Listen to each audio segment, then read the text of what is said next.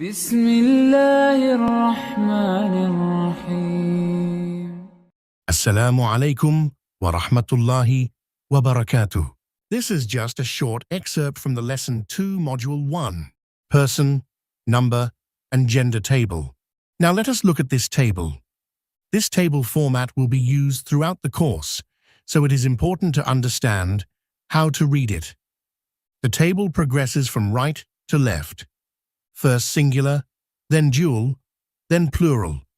We begin with the third person masculine. Singular, he, him, his, it.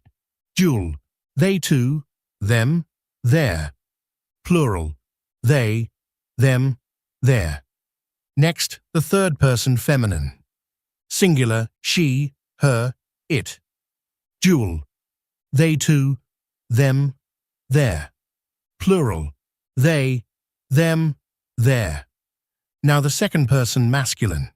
Singular, you, your. Dual, you, your. Plural, you, your. Then the second person feminine.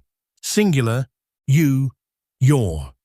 Dual, you, your. Plural, you, your.